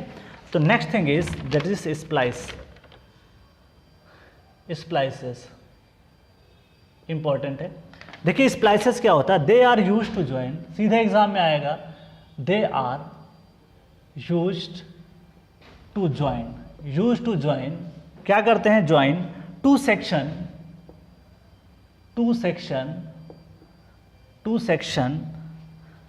when a joint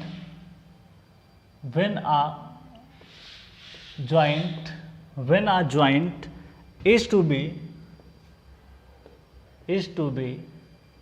provided, that is the replace the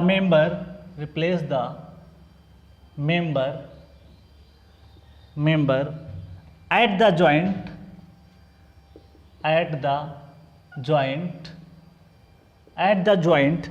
where it cut।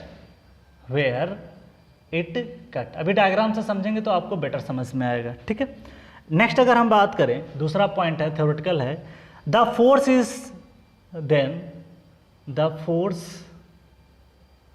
is then carried through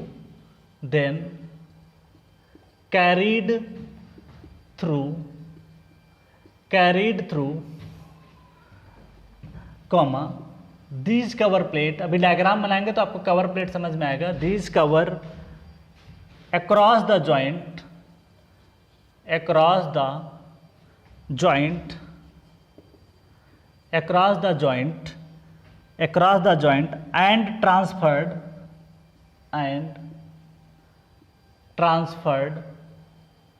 and transferred to other portion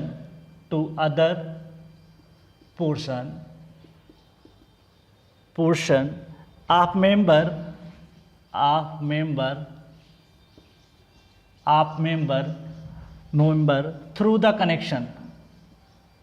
through the connection के माध्यम से क्या होता है, लोड को ट्रांसफर करते हैं।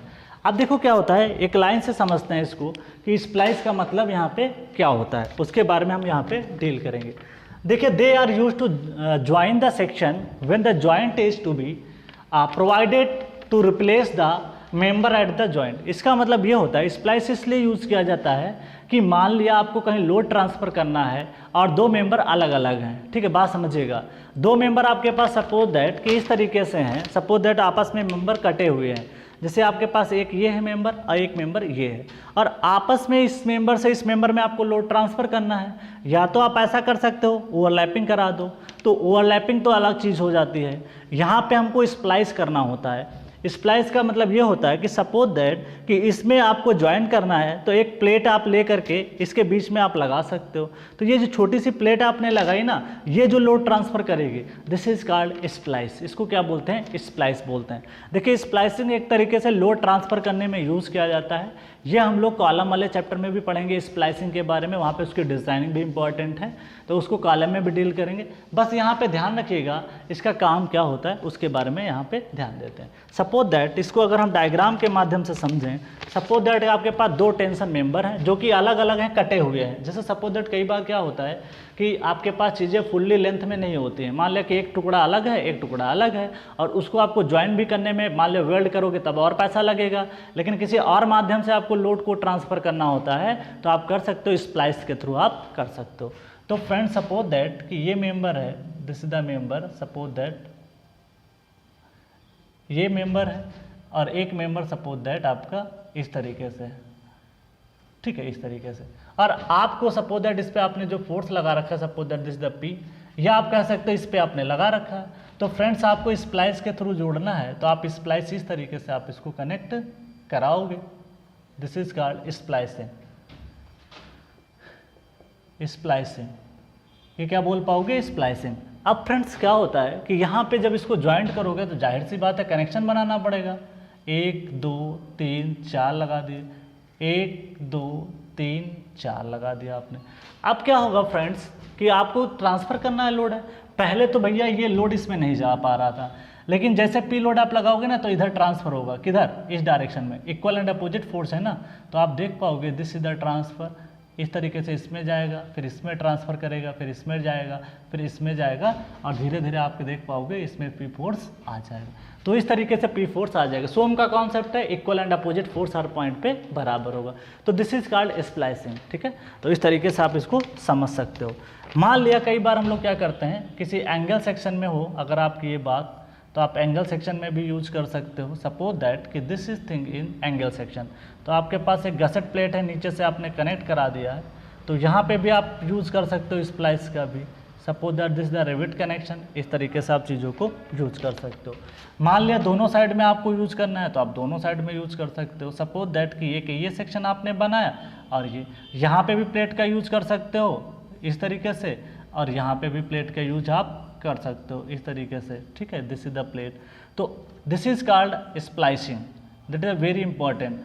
एसएससी जेईई ने इस पर भी क्वेश्चंस क्या कर रखा है, पूछ रखा है, तो आपको इसको छोड़ना नहीं है, पढ़ना है अच्छे से। दिस इज कॉल्ड स्प्लाइसिंग, ठीक है।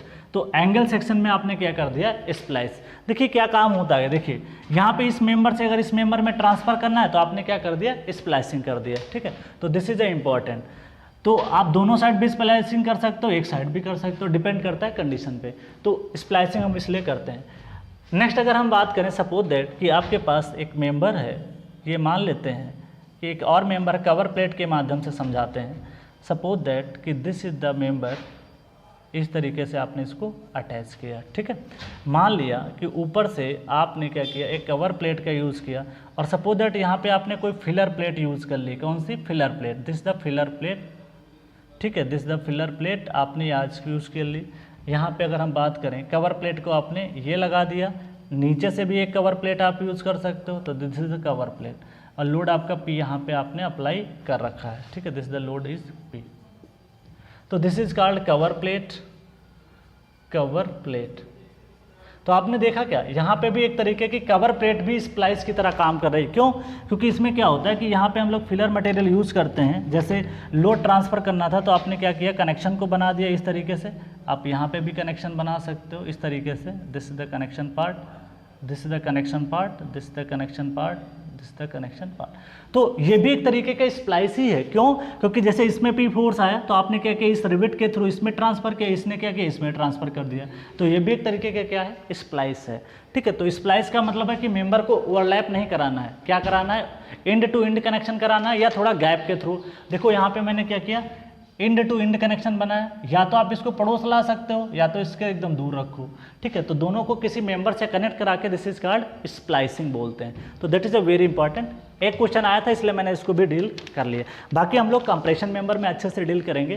कंप्रेशन मेंबर में हमको काफ़ी मेहनत करनी है, वहाँ पे मेंस में भी क्वेश्चन बहुत ज़्यादा, हर साल कहीं ना कहीं मेंस में कंप्रेशन मेंबर से क्वेश्चन आ जरूर जाता है। टेंशन मेंबर की अगर बात करें तो वेल्ड कनेक्शन में मैंने आपको एंगल सेक्शन में बताया था, L1 और L2 डिजाइनिंग बताई थी ना, वो क्वेश्चन एक्चुअली टेंशन मेंबर का था, फिर भी हमने उसको वेल्ड में डील कर लिया क्योंकि हम वेल्ड पढ़ा रहे थे। तो वो वाली प्रॉब्लम हमको यहाँ पे करने की ज़रूरत नहीं है।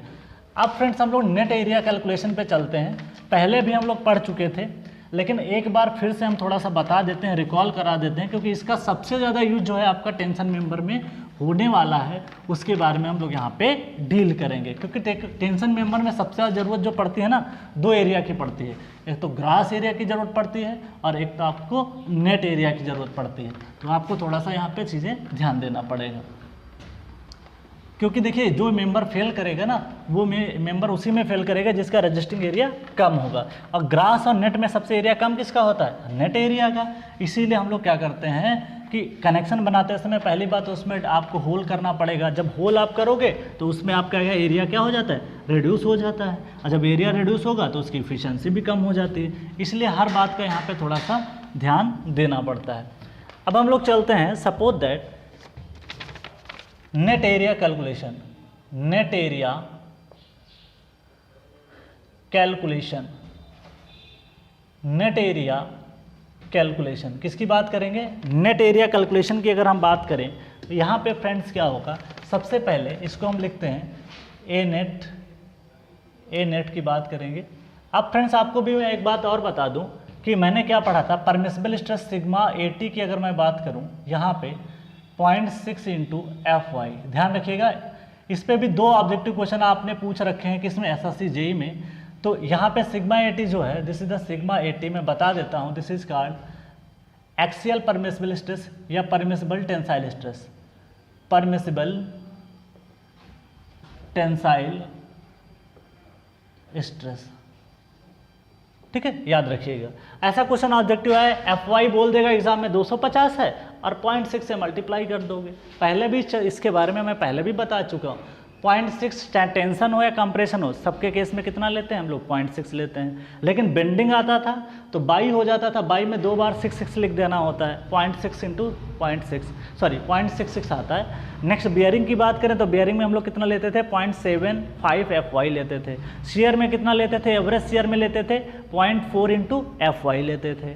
अगर मैक्सिमम शेयर की बात करते थे तो 0.45 FY लेते थे। तो इसके बारे में थोड़ा सा बात करते। पहला है चेन रिवेटिंग, अगर है तब के बात कर रहे हैं। चेन रिवेटिंग या बोल्टिंग है, चेन रिवेटिंग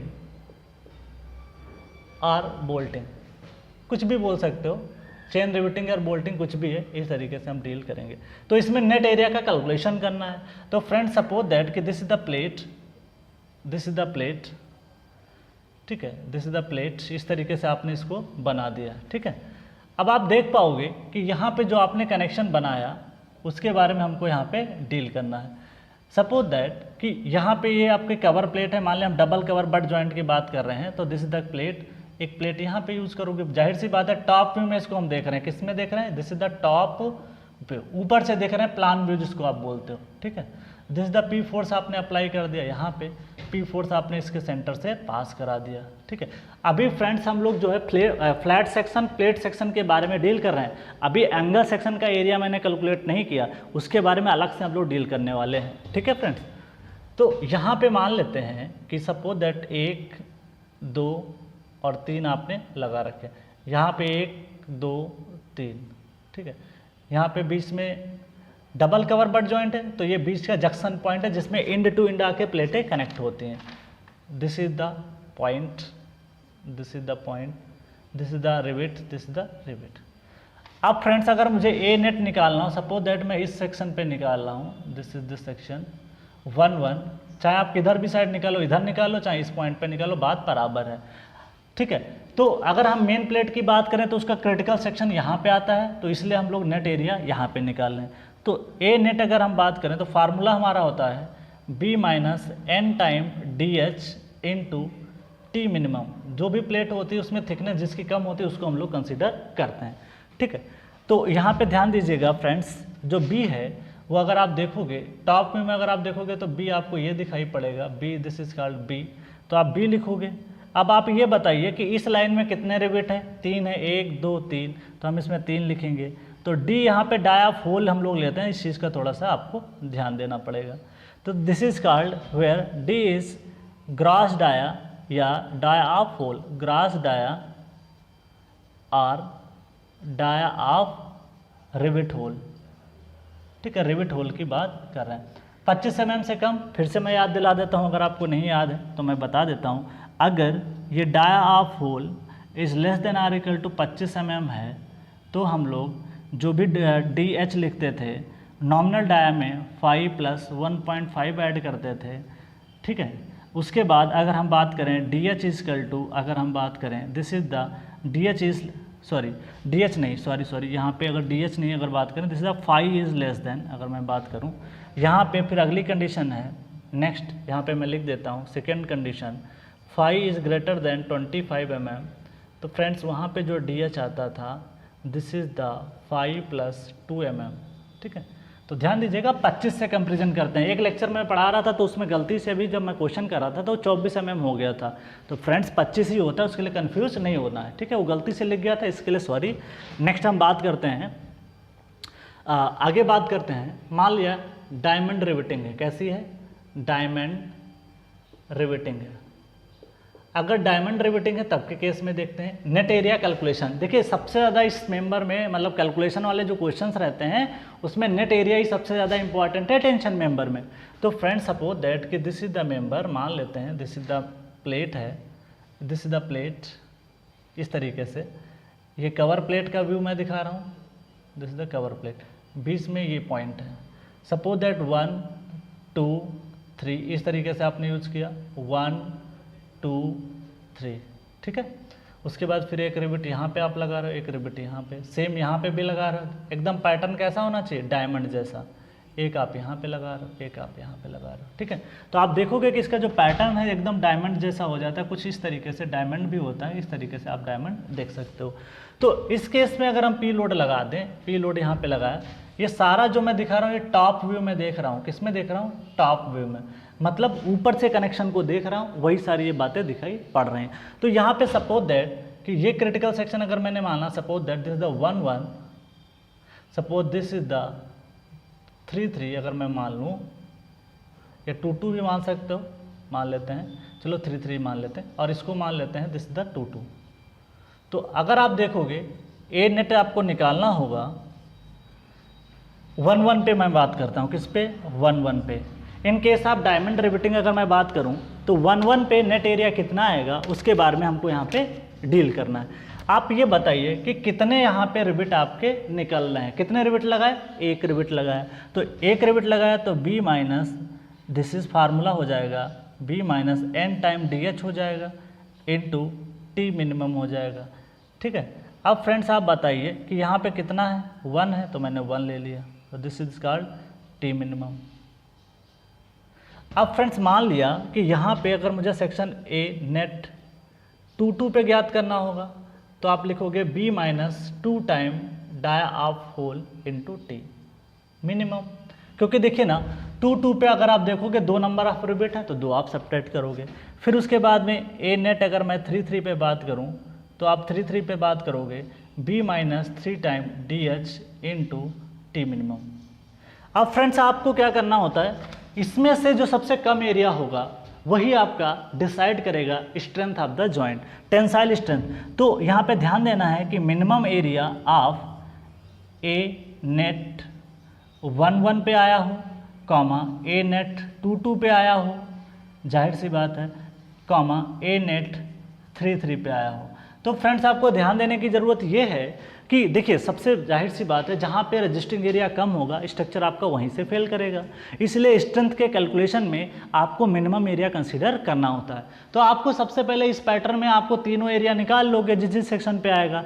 और आपको पता है कि अगर कोई चेन और आपका डायमंड रिबिटिंग होता है तो उस केस में जहाँ पे नंबर ऑफ रिबिट ज़्यादा सब्ट्रैक्ट होते हैं, जहाँ पे नंबर ऑफ जिस भी लाइन में नंबर ऑफ रिबिट होल ज़्यादा होंगे वहीं से आपका कनेक्शन फेल होगा, वहीं पे नेट एरिया सबसे कम होता है। तो इस तरीके से हमने बात की। अब एक आता है स्टैगर्ड रिबिटिंग, उसके बारे में थोड़ा सा डील करते हैं, जो कि हमारा आज का मतलब इसका क्या कहते हैं टेंशन मेंबर का आज का टॉपिक है। अभी हम टेंशन मेंबर को और भी डील करेंगे, ऐसा नहीं कि आगे का टॉपिक नहीं है, अच्छे से डील करेंगे, कुछ क्वेश्चन करेंगे बड़े बड़े, तब हमारा टेंशन मेंबर वहाँ पे फिनिश होगा। अब हम लोग बात करने जा रहे हैं कि आपका रिलेटेड विथ डायमंड रिबिटिंग तो हमने पढ़ लिया। अब हमको जो डील करना चाहिए वो हम डील करेंगे किससे, अब हम डील करेंगे स्टैगर्ड पिच अगर हो तब के बारे में। क्योंकि देखिए उससे रिलेटेड भी क्वेश्चन डिप्लोमा के एग्ज़ाम में भी आते हैं। क्योंकि देखिए अगर आपको एरिया पता चल गया तो फिर आप आसानी से क्या कर सकते हो, क्या निकाल सकते हो, स्ट्रेंथ निकाल सकते हो। क्यों? क्योंकि आपके पास परमिसिबल स्ट्रेस तो अवेलेबल है ना। जब परमिसिबल स्ट्रेस अवेलेबल है तो आप आराम से उसकी स्ट्रेंथ को कैलकुलेट कर सकते हो। लेकिन अगर आपको स्ट्रेंथ ही नहीं पता है, देखिए भाई ये आपको पास स्ट्रेंथ है, अब इसको एरिया से मल्टीप्लाई कर दोगे तो लोड कैरिंग कैपेसिटी पता चल जाएगी, वही हमको निकालना होता है। तो सबसे इंपॉर्टेंट इसमें जो टेंशन मेंबर में है ना वो नेट एरिया कैलकुलेशन ही है। ओके, ग्रॉस एरिया से भी ज़्यादा मतलब नहीं होता है, लेकिन ज़्यादातर मेंबर आपका फेल करता है इसमें। Next thing is staggered riveting, staggered riveting. Okay, यहाँ पे मुझे निकालना है क्या, ए नेट। सपोज दैट कि आपके पास मान लेते हैं कि दिस इज द प्लेट, ठीक है, this is the plate, this is the plate. इस तरीके से आपके पास एक प्लेट है जिसके माध्यम से मुझे समझना है this is the load P apply किया गया है। This is the load P apply आप कर देते हो। ओके, दिस द बीच का पॉइंट है, सेम कहानी।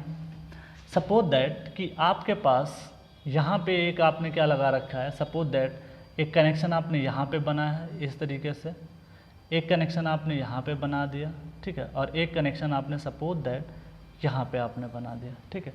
सेम कहानी यहाँ पे भी है, यहाँ पे आपने लगा दिया, एक कनेक्शन आपने यहाँ पे बना दिया, ठीक है। थोड़ा सा और इसको एंड पे ले लेते हैं ताकि समझ में ज़्यादा है। एक यहाँ पे आपने ले लिया और एक आपने बीच में ले लिया, ठीक है, इस तरीके से। तो आप चाहे इधर का एनालिसिस कर लो चाहे उधर का एनालिसिस कर लो, बात बराबर है। ये कवर प्लेट है, दिस द कवर प्लेट, इस तरीके से आपको बनाया गया। अब फ्रेंड्स हम मान लेते हैं कि दिस इज द, ये है स्टैगर्ड वैल्यू, क्या है स्टैगर्ड। इनके बीच में जो डिस्टेंसेस दी गई हैं, suppose that this is the P1 distance, इसको पिच बोलेंगे क्योंकि लोड के डायरेक्शन में तो इसको पिच ही बोलेंगे। और इसके जो बीच में ये जो डिस्टेंस आपको दिखाई पड़ रही है, this is the distance, this is called gauge distance. इसको क्या बोलोगे, गेज डिस्टेंस, जो कि दिस इज द G1 मैं बोल सकता हूँ, क्या बोल सकता हूँ, G1 गेज डिस्टेंस। और suppose that this is the secondary bit, इसकी जो डिस्टेंस है सपोज दैट पिच हो जाएगी क्योंकि P2 है। और सपोज दैट कि इसके बीच में अगर आप देखोगे ये this the gauge distance G2, ठीक है, G2। मैं इसको नाम दे देता हूँ, सपोज दैट कि इसका एक नाम दिया, अगर मैं मान लेता हूँ इसको कनेक्शन को, suppose that this the 1 point मैं मानता हूँ, suppose that this the 2 point मैं मानता हूँ, दिस द 3 पॉइंट मानता हूँ, दिस द 4 पॉइंट मानता हूँ, दिस द 5 पॉइंट मानता हूँ, ठीक है। अब इसको मैं एरिया अगर मुझे निकालना होगा, इसको मैं डॉट डॉट आगे बढ़ाता हूँ, ये इंपॉर्टेंट है थोड़ा सा, ठीक है। दिस इज द एरिया, ये एक सेक्शन हो सकता है आपका, एक ये। अब इसको एरिया कैसे निकाला जाता है उसी को देखते हैं, थोड़ा अच्छे से फोकस करना आपको है। यहाँ पे मैं एक बार समझा दूंगा और आपको एक ही बार में चीज़ें समझ में आ जाएंगी। देखिए ये एक कम्बिनेशन बना है, आप ध्यान दीजिएगा कि अगर मैं, चाहे आप लेफ्ट कैलकुलेट करिए और चाहे आप राइट कैलकुलेट करिए, दोनों का डायग्राम मैंने कोशिश किया कि आपका सेम ही बने, ठीक है। तो हम पहले चलते हैं, लेफ्ट साइड से ही निकाल लेते हैं, एक साइड से आपको बता देते हैं। तो देखिए फ्रेंड्स, सबसे पहले मैं नंबरिंग इस हिसाब से करता हूँ, प्लेट से स्टार्ट किया, 1 2 3 4 5 एंडिंग है यहाँ पे, ठीक है। ऐसे कई भी रिपीट लग सकता है, मैंने 5 तक मतलब ये जो कनेक्शन में 3 ही दिखा रहा हूँ, 5 6 भी कुछ भी हो सकता है, और सबके कॉम्बिनेशन बनाने पड़ते हैं। सपोज दैट मैंने पहला कॉम्बिनेशन बनाया, सपोज दैट 1 1 पे मैं बात करना चाहता हूँ, ए नेट फॉर 1 2, इसकी बात करना चाहता हूँ। 1 2 का मतलब ये होता है कि मैंने सिर्फ इस लाइन की बात कर रहा हूँ और किसी से अभी मतलब नहीं है। तो 1 2 की अगर मैं बात करूँ तो ए नेट जो आएगा फ्रेंड्स वो आएगा B minus, this is the width, अगर मैं बात करूँ दिस इज द बिथ, ये आपकी बिथ हो जाएगी, ठीक है। तो बिथ में से अगर फ्रेंड्स हम लोग क्या करेंगे, कितना रिबिट सब्ट्रैक्ट करें, 1 DH इंटू टी मिनिमम। ये तो सिर्फ हो जाएगा इस लाइन का एरिया के बारे में मैंने बात किया। अब फ्रेंड्स अगला कॉम्बिनेशन ये हो सकता है, देखिए कॉम्बिनेशन बनाने पड़ते हैं। पहला कॉम्बिनेशन मैंने बनाया 1 और 2 के लिए, अगला कॉम्बिनेशन है 1 2 1 2 3 5, यहाँ पे मैं 6 भी ले सकता था, क्या ले सकता था, 6। समझाने के लिए भी कर रहा हूँ। पहला है 1 2 3 1 2 3 6 1 2 3 6, इस कॉम्बिनेशन में आप देखिएगा ज़रा, इसमें देखिए फ्रेंड्स, अब आप देखोगे इसमें अब स्टैगर्ड पिच आना शुरू हो गई है। अब स्टैगर्ड जब पिच आती है तो आपको सबसे बढ़िया इसका फार्मूला याद कराते हैं। ए नेट का फार्मूला होता है क्या, B minus N1 into DH plus summation of PI square upon 4GI, ठीक है। यहाँ पे स्टार्ट करते हैं I बराबर 1 से लेके N तक हम लोग जाते हैं, ठीक है। ये एक फार्मूला इंटू टी कर देते हैं, ओके।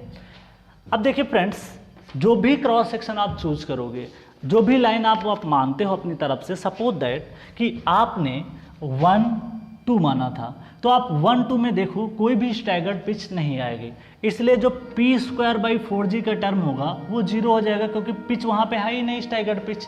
जब स्टैगर्ड पिच नहीं था इसलिए इस वाले टर्म में वो वैल्यू 0 थी, इसलिए इस केस में ऐसा नहीं आया।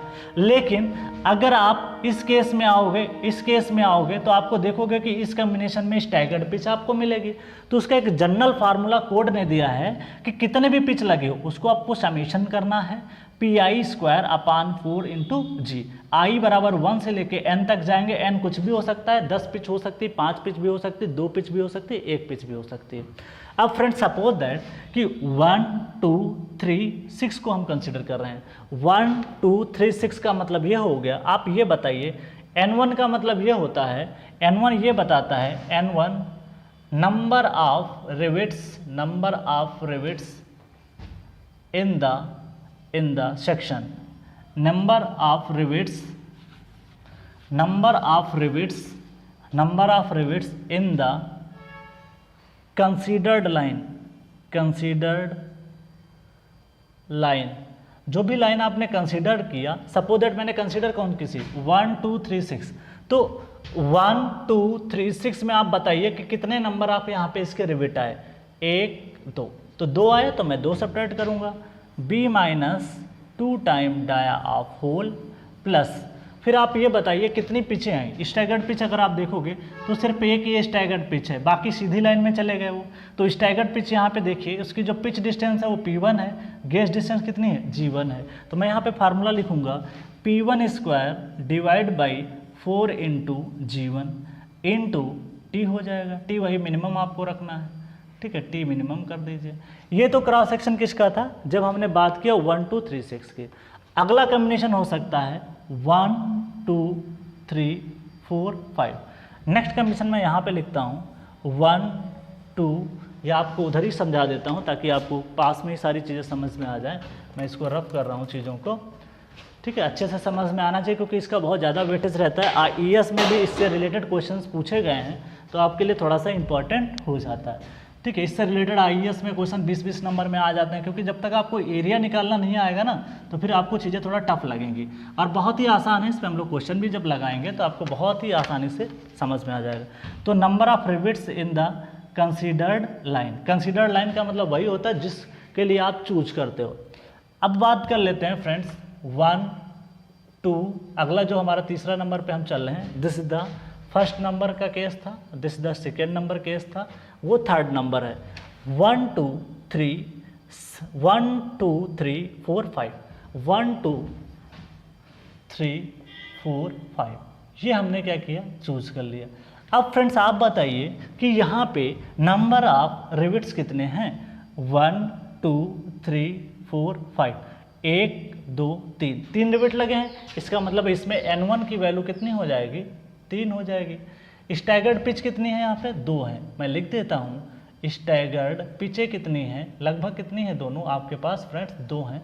इसमें स्टैगर्ड पिच कितना था, स्टैगर्ड यहाँ पे n1 की वैल्यू मैं लिख देता हूँ। इस केस में n1 की वैल्यू कितनी थी, दिस इज द 2 वैल्यू थी, ठीक है। और स्टैगर्ड पिच की वैल्यू कितनी थी, यहाँ पे 1 थी। स्टैगर्ड पिच कितना था, 1 था, तो मैंने 1 को लिख दिया।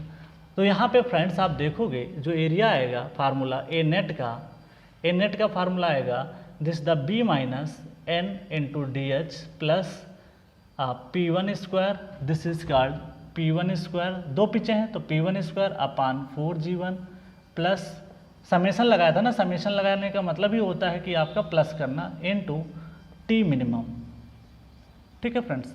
दिस n की वैल्यू जो यहाँ पे n1 लिखते हैं वो कितना है, 3 है, × 3dh plus p1² / 4g1 plus p2² / 4g2, ठीक है। This is the t minimum. अब देखिए डायग्राम में, देखिए यहाँ पे कि 1 और 2 3 4 5 में अगर देखोगे 1 2 3 रिविट है तो n1 की वैल्यू मैंने कितना कंसीडर किया, 3। पिच अगर देखोगे एक ये स्टैगर्ड पिच है और एक ये स्टैगर्ड पिच है, इसलिए मैंने p1², देखिए दिस इज द p1, ये डिस्टेंस कितना है, p1 है, और उसके बाद p2 कितना है, this is the p2 distance, gauge distance g1 है, और ये डिस्टेंस कितनी है, g2 है। तो वहाँ पे हमने इसको कंसिडर किया। ये सब कहानी करने के बाद आपको क्या लेना है, यहाँ पे जो ए नेट लेना होगा, तीनों का कॉम्बिनेशन आपको ये सॉल्व करना पड़ेगा।